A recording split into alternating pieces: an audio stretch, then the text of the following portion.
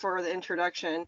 And thanks everyone for being here both now and who is going to watch this at the recording. That's one of the cool things about technology is that you can record things like this and pass it along. But yes, thank you all for being here. My name is Dr. Destiny Pettit. I am a professor at Brevard College in Brevard, North Carolina.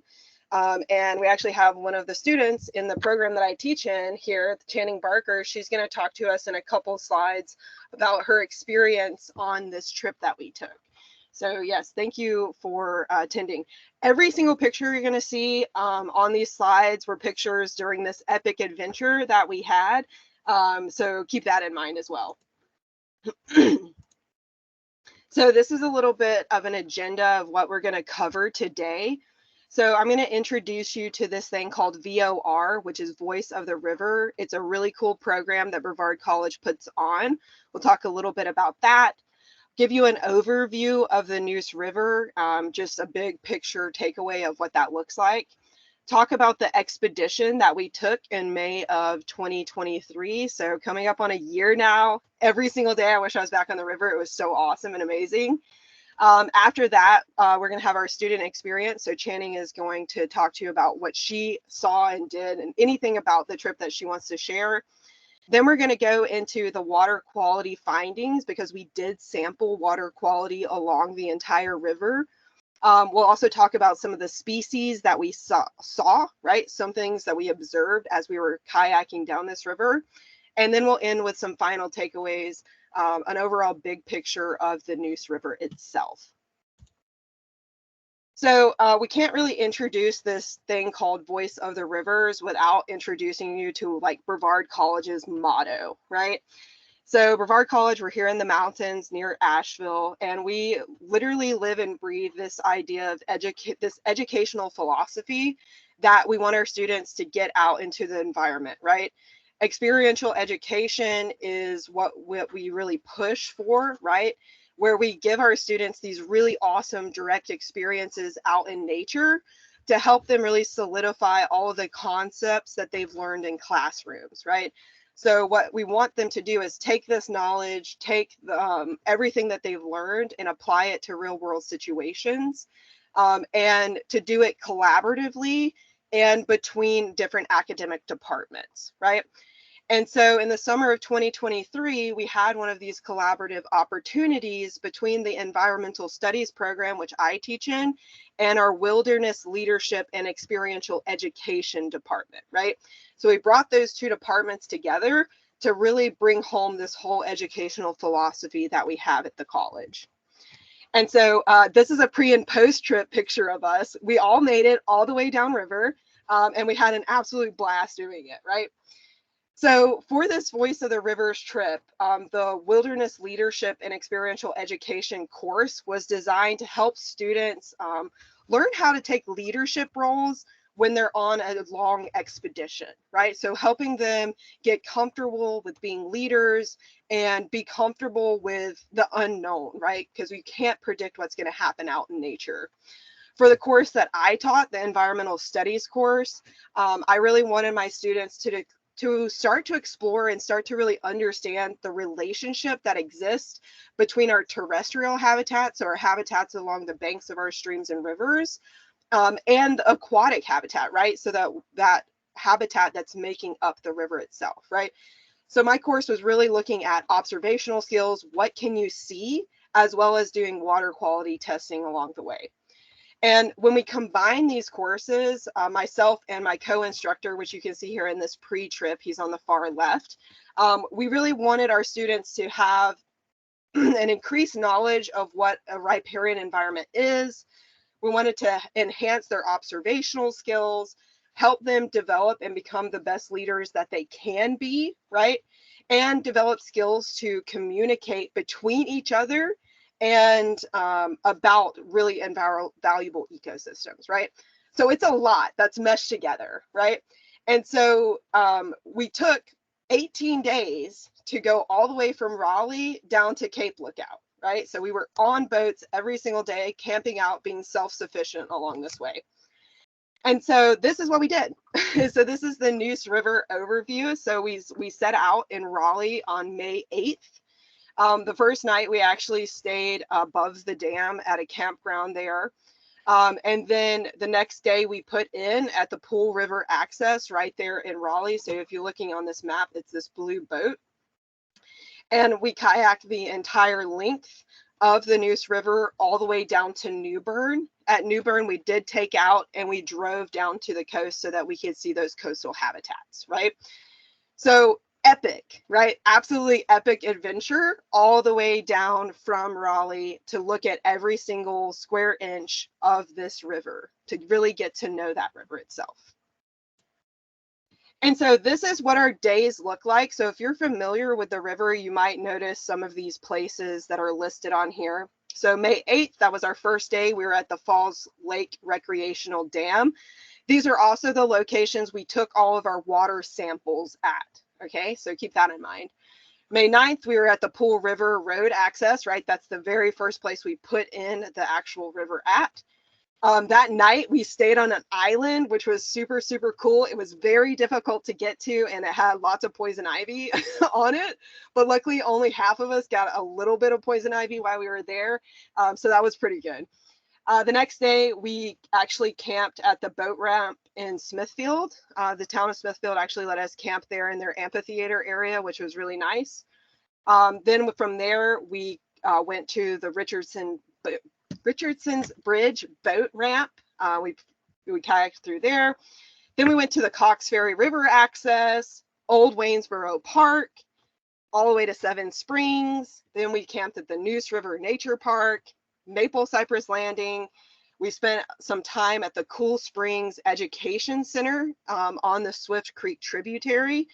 And then we ultimately, on May 19th, we made it to the New Bern KOA, and we were like, yes, showers and like an actual campground with a store. Let's get some ice cream. So that was really, really nice. And then the last 4 days of our trip, you know, we spent along the coast and exploring the coastal regions. So when I'm talking about our water quality data and our species observations, I'm really going to be talking about May 8th through the 19th. So all of that time period is what we're talking about here. And every single day, what we did is we would sample water quality as soon as right before we put our boats in and at night. So we would sample basically each site 2 times, the night, then we would camp, and then in the morning, we would collect more water quality data in the morning, right? So each of these locations had multiple sampling times. So what did we do? Well, we kayaked a lot. We took a lot of ibuprofen for our arms, which we jokingly call ivy boatin'. But we also collected 4 major water quality parameters along this trip. So we collected our pH, we collected nitrate samples, we collected dissolved oxygen, and temperature samples. And this photo here was me showing everyone how to use the devices we were sampling at the Falls Lake Reservoir, right? This was day 1. This was our first bit of collection of this water quality that we took. And we also recorded any observations of animal sightings within our journals. So every student had to keep a journal throughout this entire time period. And when we got to New Bern, we compiled all of that data, and we actually gave presentations around the campfire of what everybody saw, as well as all of the water quality parameters that we had collected along this trip. And so a little bit about these water quality parameters, just to give some background here, why I selected the ones that I did. So pH is just a parameter that tells us how acidic or basic the water is. In all of Earth, right, we have a range from 0 to 14, so acidic to basic. And in our freshwater systems, we should have a natural range from about 6.5 to 9 pH, right? Anything outside of that range, what we start to see is our aquatic organisms start to become really stressed. When they become stressed, we see a lot of decreases in reproductive success, right? So they're not able to reproduce as much. We see the physical size of these aquatic species decreasing. We see that these aquatic species are more prone to getting diseases. And we can ultimately see the death of our aquatic species if we get outside of this natural range in pH. Nitrate is another big one. So this parameter can tell us about how much nitrogen is dissolved in the water column itself. And while nitrate is really essential for plant growth, if it's in excess, that's when it starts to become a really, really big problem for us, right? So if we have a bunch of nitrate in the water, we can start to get the overabundance of aquatic plants growing, which can shade out the water column, ultimately take up all of the dissolved oxygen and lead to dead zones, right?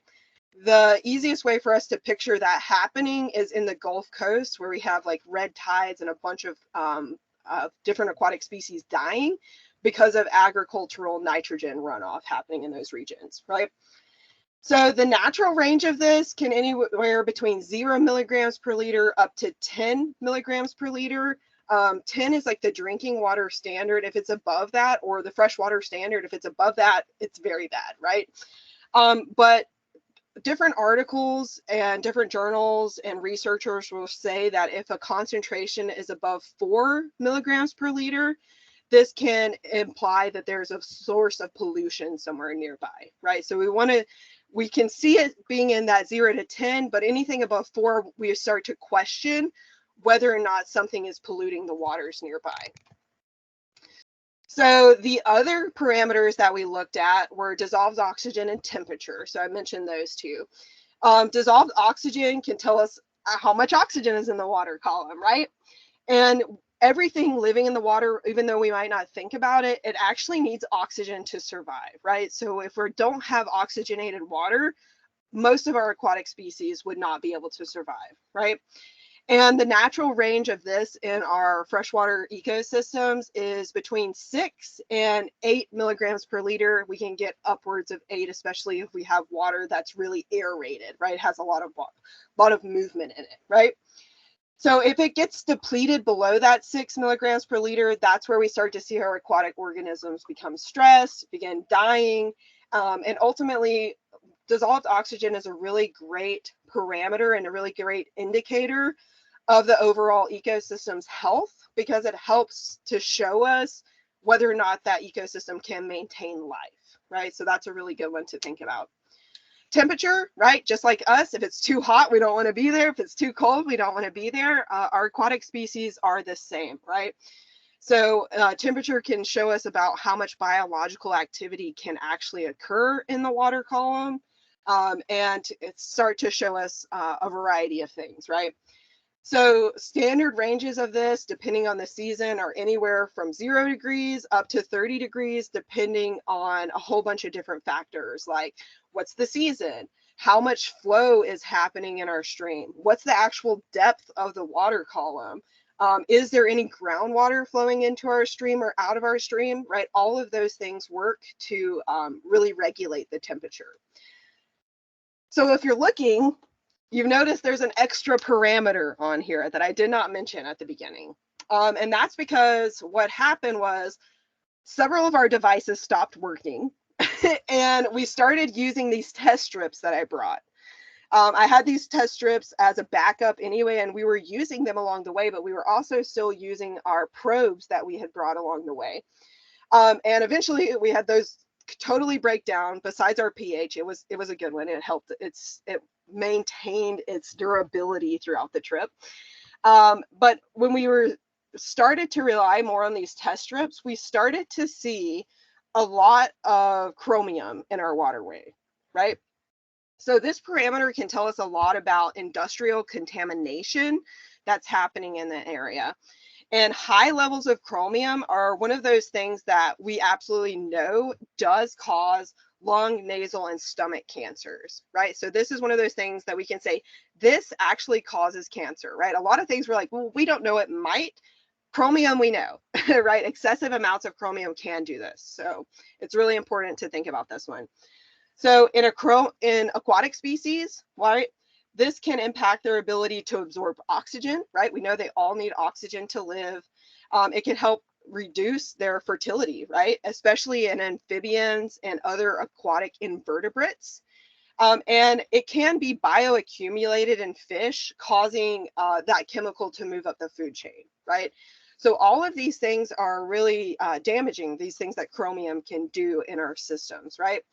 You'll also notice the top picture, we have a really awesome scientific temperature gauge that also doubles as a pool float. That's because our temperature gauge did break, our temperature sensor did, and so we had to buy this really cute alligator temperature probe that we used in the water along the way.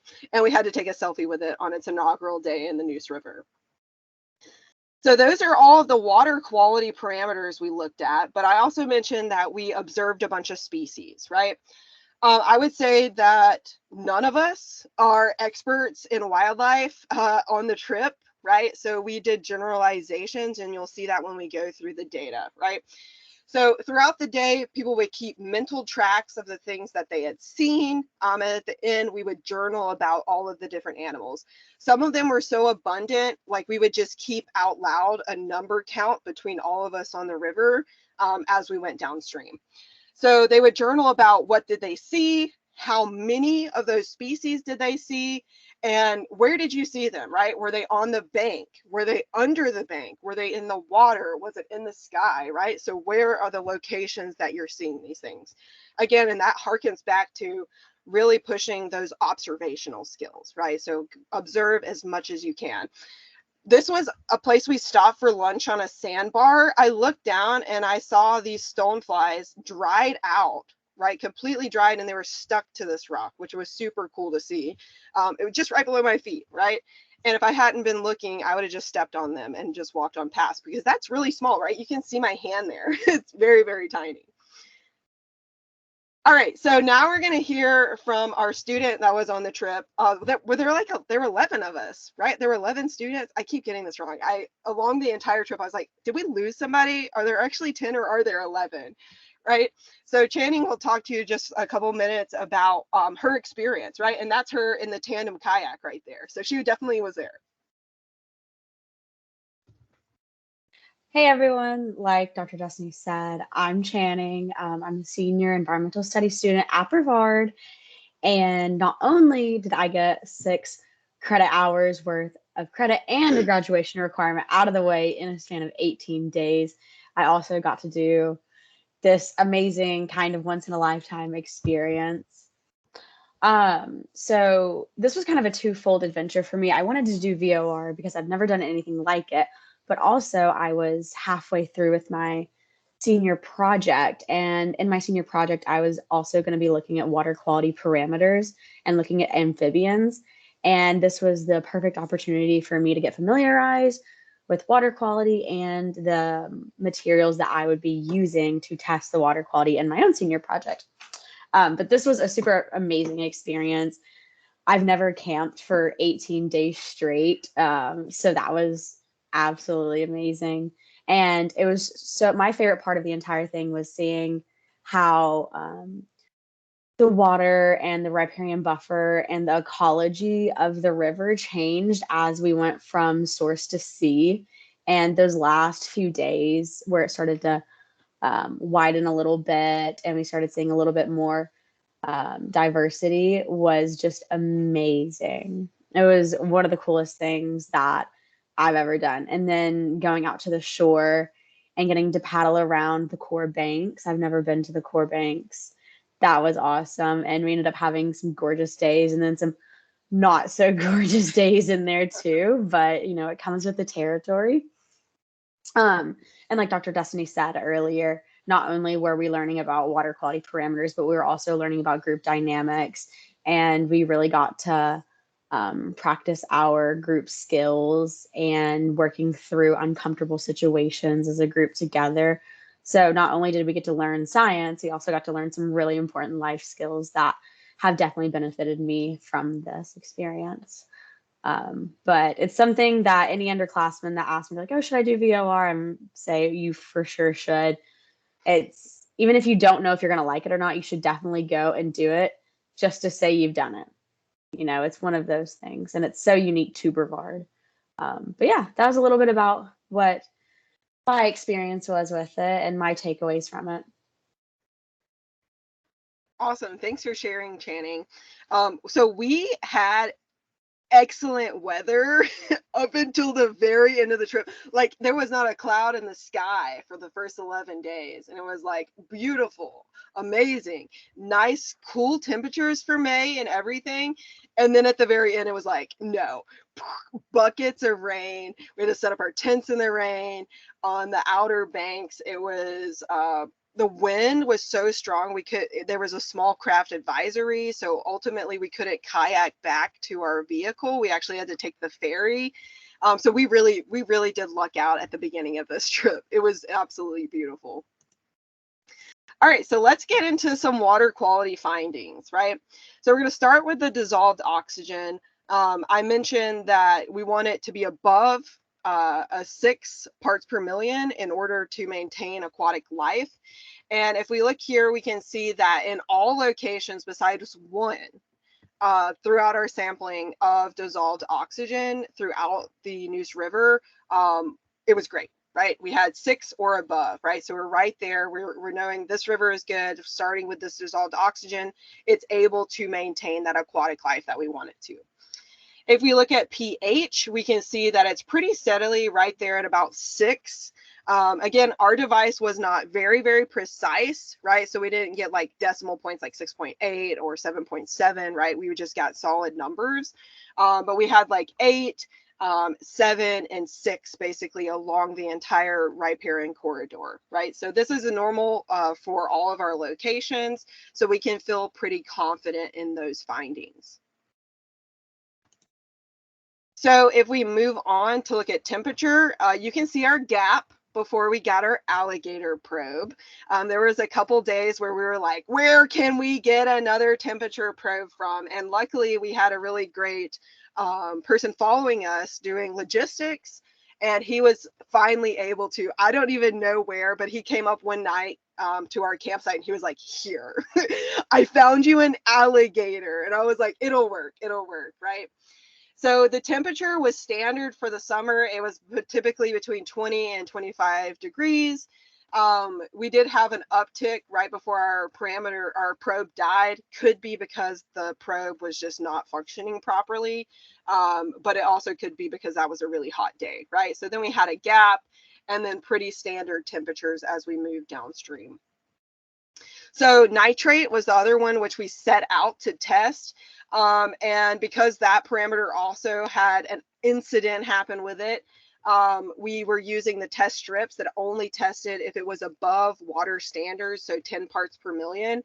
Along the entire river, we did not see anything above that, right? There was never an indication that the river had nitrate at really high concentrations. So that was really good. So the interesting story really with our water quality comes in with this chromium, right? Something that I had in the back of my mind that we might want to sample for, but it wasn't one of those top ones that I was thinking about, right? Because typically when we think about standard water quality, we're thinking about those dissolved oxygen, pH, temperature, and maybe something like nitrate, right? And I was like, I have a bunch of students here. Some of them are environmental studies majors, but the majority of them are like in business or art, right? And I don't want to introduce all of these parameters and blow their mind on day one. So this wasn't when I was like, I'm going to include. But when we started to really look at it, what we noticed is that this parameter was there and it was above the water quality limits. Anything above 2 parts per million is where we start to get worried about this, right? And this was found in several locations. All of them were in the lower section of the watershed, right? So we have to then start to think, you know, what is upstream of these and where could this source of chromium be, right? I would love to say that we went back upstream and found out. We didn't, but that's what future researchers do, right? So it was there and it was present in that lower half of our watershed. All right, so let's then think about some of the species that we observed. This is a turtle, and this turtle was on the island, the Poison Ivy Island, our literal second night of camping. Like we go from like this really beautiful, nice campground at the Falls Lake Reservoir, and then we go to an island that we had to portage our kayaks over trees and through mud, through poison ivy to an island on day 2. So it was a great introduction. So this is what we saw, right? So we saw a total of 344 individuals, right? So that's what we saw. I totally put total species observed. We did not see 344 species. We saw several species, of which we saw 344 individuals that we had recorded in our notebooks. So you can see here that we saw a ton of bald eagles, which was really cool. I think that was something that I didn't think that we would see a lot of, but we kept seeing them day after day after day, right? So that was pretty interesting.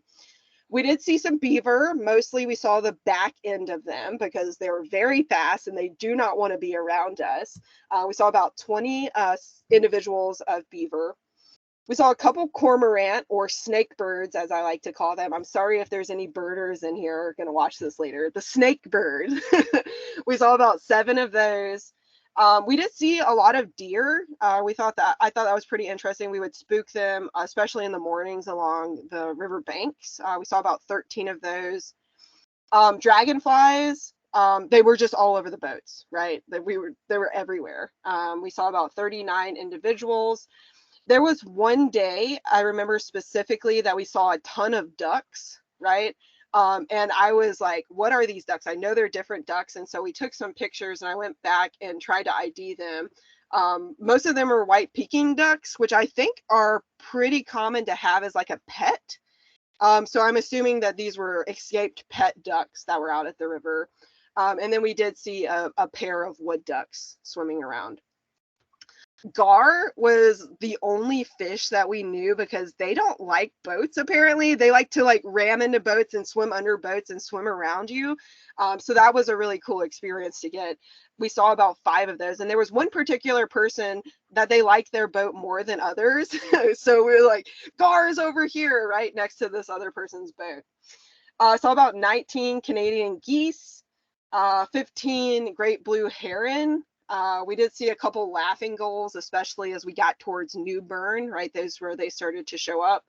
I think it's funny we put one lizard. I don't remember where this lizard was or who saw it, but somebody did see a lizard along the riverbank, which is very cool. There's the nutria, which are a non-native species. They're a large rodent. We saw about 12 of those.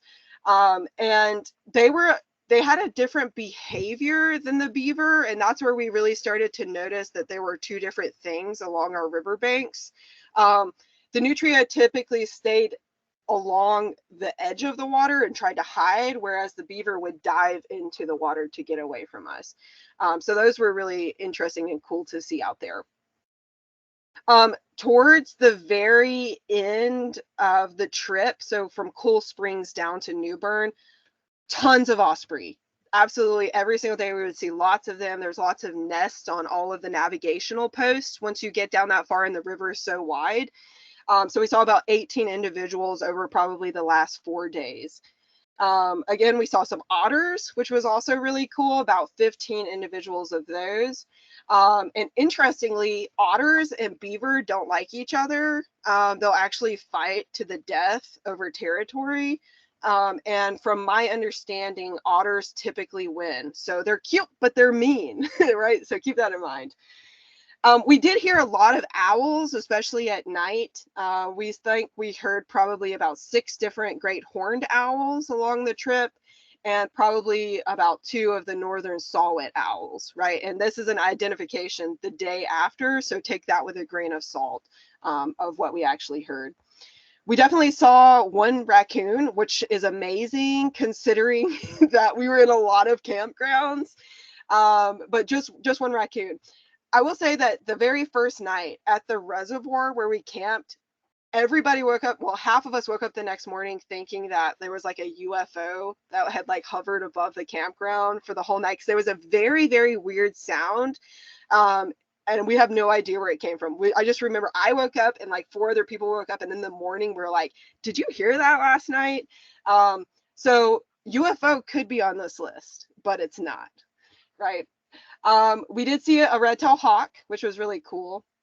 1 green tree snake, and the reason we saw that is because it was like this close to my face when I went under a tree, and I was like, oh my gosh, right? There's a green tree snake there. We did see a lot of the northern banded water snake, so about 14 of those. You can tell that we are not great at identifying things by looking at turtles as a category of species, right? We saw a ton of turtles, and they were just as fast as like the beaver and the otters at getting away from us. So we just lumped those. We felt it was the best just to lump those together. We think we saw about 83 of those as we moved down over these 11 days, which is a pretty significant amount. And then we did see vultures, so a lot of turkey vultures, about 21 of those, right? So this is a lot of different species that we observed, and we could probably see these even broken up into more categories, especially the turtles, if we were to be better at our identification or had, books and supplies in our boats to actually identify things. So this was really cool. I was really excited when we compiled all this information to see that we saw 344 individuals out there. And that was just the ones that we remembered and we journaled about after a really long day of like 18 miles of kayaking, right? So there was definitely more that we probably did see that weren't included in this.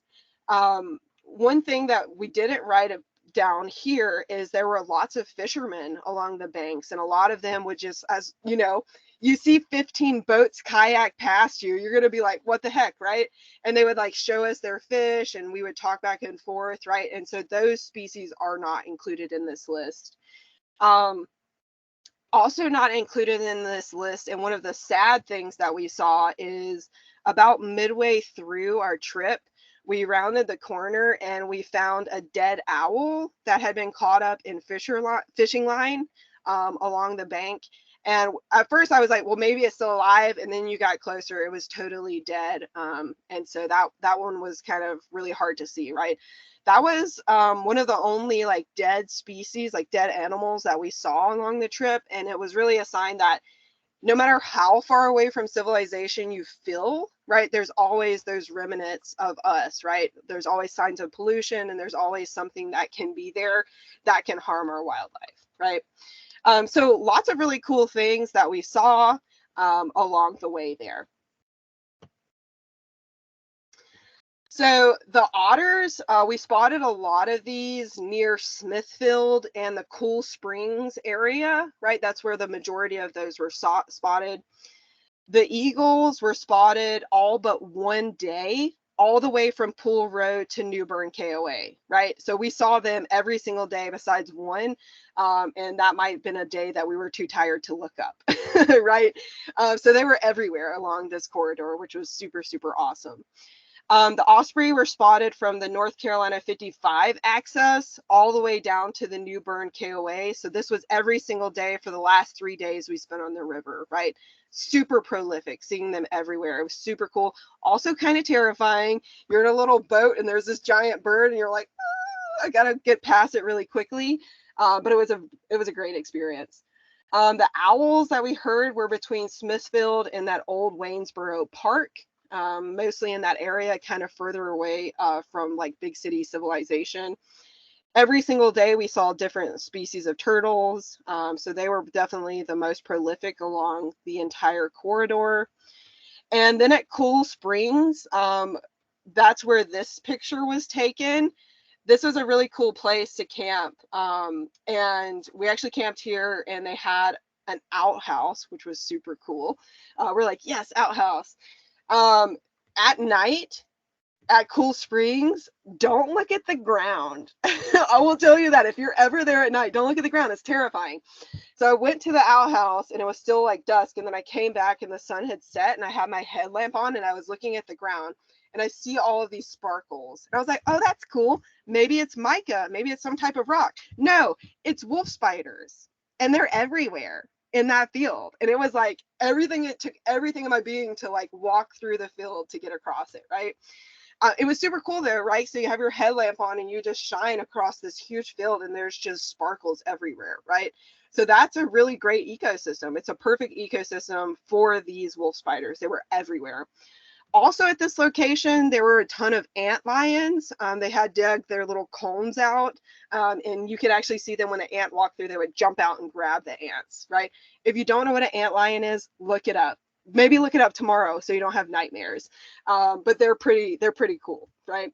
So Cool Springs looked like this in this picture, and it had all of this diversity that, you know, we weren't even really thinking about, right? We weren't thinking about insects along most of the trip. We're looking for those big things like gar and eagles and osprey, right? But here really brought back that to us that, you know, we're also surrounded by all of this diversity in our insect world, which is super, super awesome. Okay, so final takeaways. If you haven't looked across the Neuse River in New Bern, it's really wide, just like this picture shows. I read a lot about it, but I wasn't really prepared for this view of it, right? So this is like the last day or last water sample. It was beautiful, right? It's beautiful and breathtaking. This is also when the bad weather rolled in, as you can see. So nice weather up until this point. So overall, what we can take away from the water quality parameters is that the Neuse River is pretty healthy, right? We can see that with what we collected. Yes, we did see some parameters that are kind of disturbing, but it's pretty healthy, right? Especially being in a river that originates in a really heavily urban area. So the water quality was within natural ranges for pH, nitrate, and temperature, right? So that's pretty good. However, again, when we think about things to be concerned about, we have that high level of chromium that was really detected in the lower reaches of the Neuse River, right? So about from the last 4 days is when we really started to see it. And by the time we had reached New Bern, it was diluted to about 1 part per million, right? So it was there and it was present up to that point. And so that also leads us to think that it could still be present further downstream, but it's just getting diluted, right? And so that's one of the things that we have to think about and be concerned about. So the DO concentration, so that dissolved oxygen, was only low at one of the test sites, which is indicative that there is some kind of water quality pollution happening there. But again, that was only one of these 11 days that we sampled. So more investigation needs to be involved, and maybe there's a tributary leading into the stream that's causing that pollution, or maybe there's something really localized that's leading to that low level of dissolved oxygen.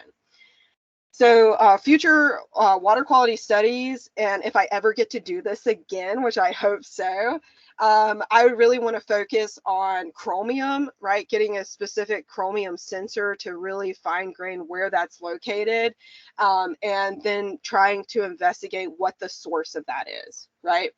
And so that could be an entire like summer of research in and of itself, or an entire just project taking students down there to investigate one single parameter, right? So we need to find out what the source of that pollution is, and we also really want to continue monitoring that dissolved oxygen that was low near the Cool Springs Environmental Education Center. So that was the Swift Creek tributary that we had camped on. And we want to know why, right? What is happening in that Swift Creek area? What might be there that's causing this dissolved oxygen to plummet, as well as that chromium to be flowing into the Neuse River. So, so final takeaways for the species. So the species were really exciting, right? And they show that the riparian corridor can actually support a variety of life there. The majority of the species were really started to be observed as we started moving away from those big urban centers, which makes sense, right? We also see that pollution and lack of habitat in those urban areas is probably why we saw so few species when we went through big cities or small towns. And we actually saw a lot of sources of pollution. We saw a ton of tires, and I probably could find that information, but I didn't have it typed up for this PowerPoint. We saw tons of tires. We lost count of those. And so then the next easiest proxy was how many children's balls were floating in there, how many basketballs, footballs, right? How many could we see? And so we kept a running tally of those every single day. At the end of the day, I'd write them in my book. And at the next day, I'd say, we were on 125 yesterday. Let's keep counting. So we counted over 200 balls that were floating in the river as a proxy for pollution. But again, there were so many things that were there. The tires were one. We saw a lot of coolers just chilling, right? Coolers float. And, that's just things that float. So if we started to look, in the water column itself or along the bed of the river, we're going to start to see lots of other forms of pollution. Like I remember seeing one day a bunch of beer cans and beer bottles, right? Probably near a bank where people like to go fishing. So there are lots of signs of pollution throughout the river. But some days look like this. Look at this picture. Absolutely stunning, right? It was beautiful. Sometimes you could see, for as far as you could see, there was no signs of pollution at all out there. So again, if I were to go back, other than looking at the chromium and the dissolved oxygen, I would like to spend more time paying attention to those species living within the water column itself. But a trip like what we took, 18 days, over 200 miles of kayaking, it wasn't feasible, right? At the end of the day, we had all of these grand plans, like had bunches of lessons. Some nights I got mutinied because I was like, we're doing the lesson. But there just wasn't time. We were physically exhausted from all of the work of the day. We always had to cook our own food. We had to set up our tent every single night. And we had to be prepared to go the next morning early because we had 18 to 25 miles we had to kayak the next day to make this trip happen, right? So a future class would be really cool if we could study like one section of it and spend multiple days in a given area so that we can truly investigate the holistic version of these ecosystems, right? So how they're all connected in a one given location. But for what it was, we were awesome. One day we kayaked, oh my gosh, I don't even know. We kayaked from sun up to sundown because we couldn't get to a campsite that we had originally planned, and we added like 11 miles onto our trip. Every corner we thought we would see the next location, and it just was getting darker and darker and darker. And I'm like, we're all gonna die, but we made it right as the sun set. So that was super cool. But it was such an epic journey, and if anybody ever gets a chance to try to kayak all the way from Raleigh down to New Bern, you totally should. It's actually great, and it's part of the Mountains to Sea Trail, right? So you could add that to your bucket list. Do the whole river there. So this is a picture. I only wanted to include one of the Outer Banks. This is what the water looked like the day we kayaked out. Absolutely stunning and breathtaking. We camped out one night, and the next day the weather turned south, and again we couldn't kayak back across the sound to get to our vehicle, so we did have to take the ferry, which they were awesome, getting like 15 people and 14 kayaks plus a tandem kayak onto a pontoon ferry. They were great for that. So I could talk about this for years. I will stop now and let me know if you have any questions for myself or Channing. She would love to share more about her experience.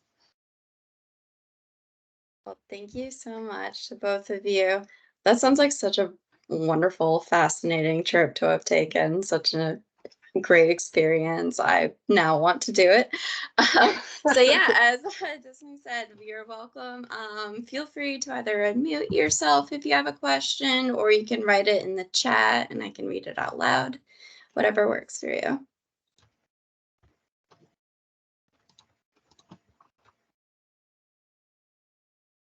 I know I had a question about the chromium. So I know it said that the tends to come from industrial pollution, but I was curious if you know like which industries tend to create that the most.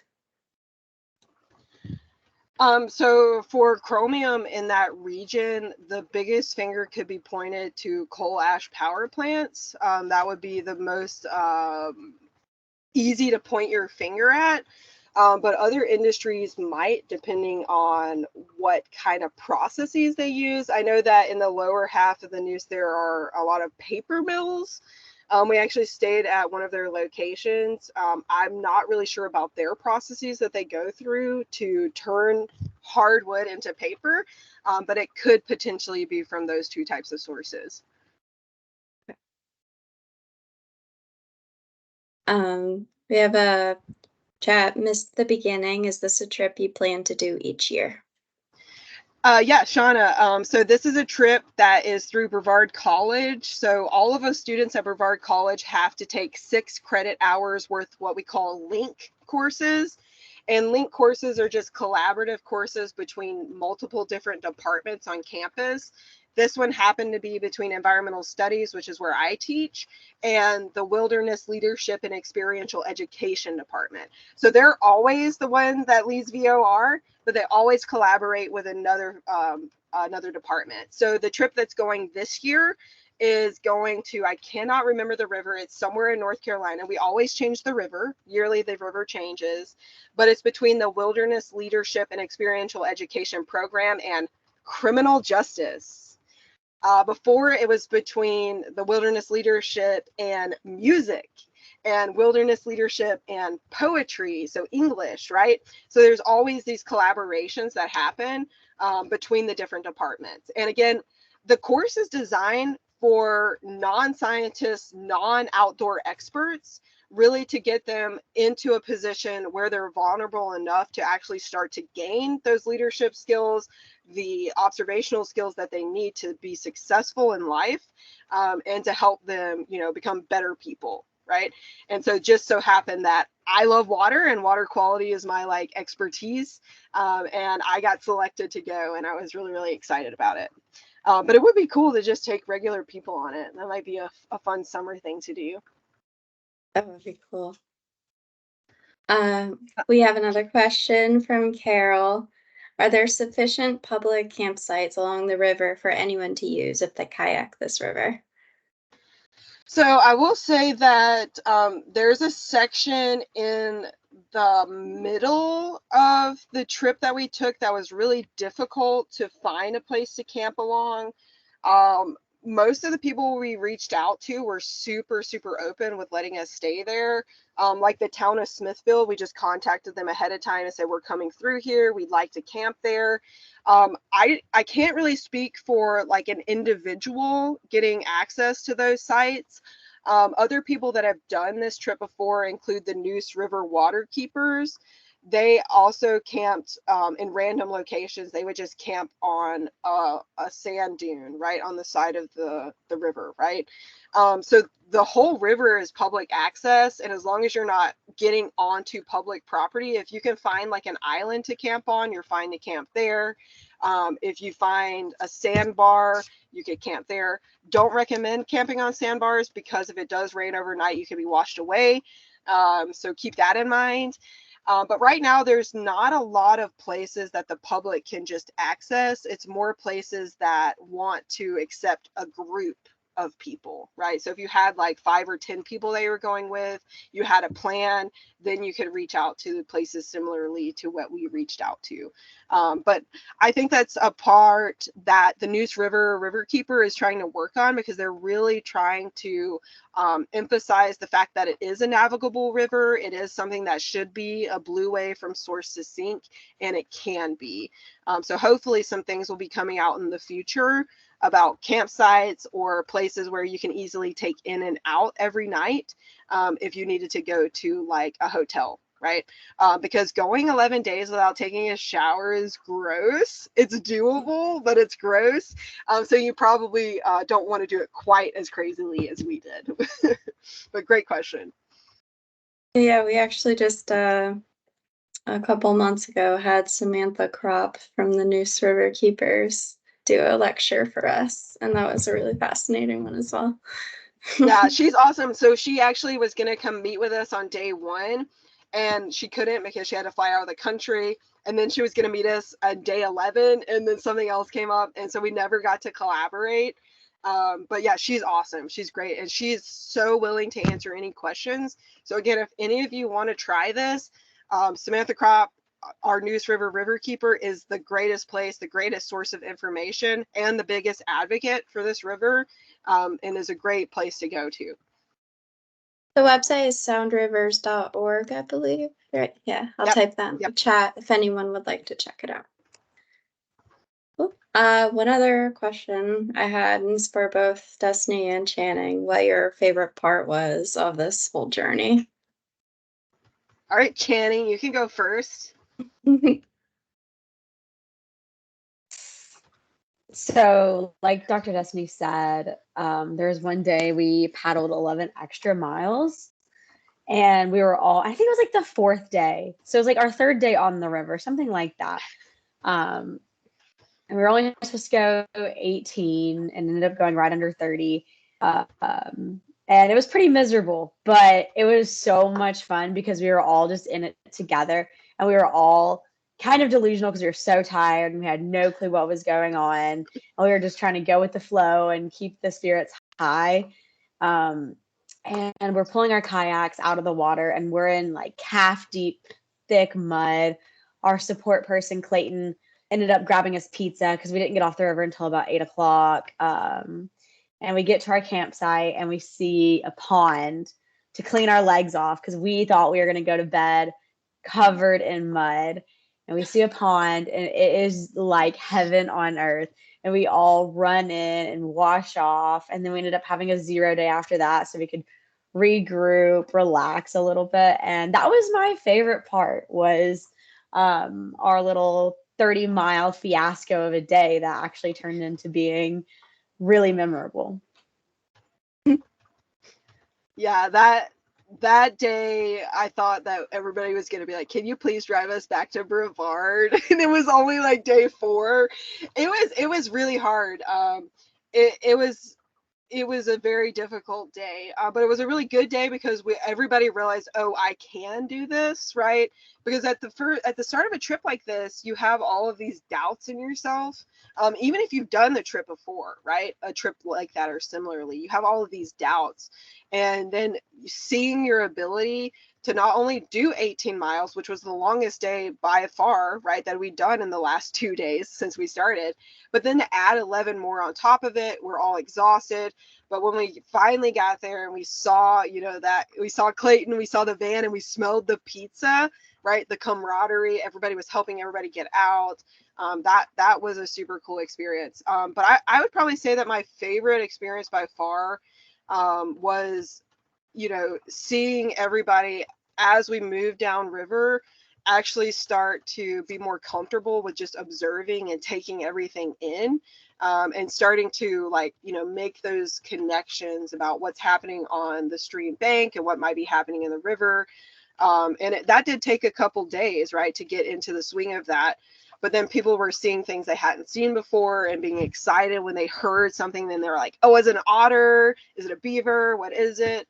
That was really cool from my perspective, right? Seeing my students be really excited about the things that I'm so passionate about, that I've given my entire life and career to, right? So that's been super rewarding to see that, and to see them even now, right? Like Channing, it's been a year. We're still talking about it, right? Students that were on there, they're still talking about it. We're still excited about it. And it really was one of those things, and not to sound cliche, but it's life-changing when you get to have that experience. Not hardly any time in your adult life do you get 18 days to just be immersed in nature, right?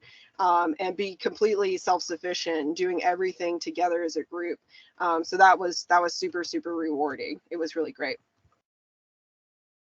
It is so interesting how these outdoor experiences like that, immersions, are just can be so life altering. And I agree, Channing, with that relatable experiences of hiking trips. Sometimes the most like miserable in the moment ones end up being, in hindsight, the best memories. Yep. So does anyone else have any other questions before we wrap up?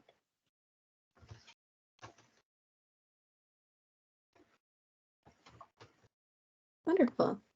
All right. Well, thank you so much for both of you to come tonight and present and share all of this research with us. For everyone who is seeking EE credit, there is going to be a follow-up email that later this week with an attached form.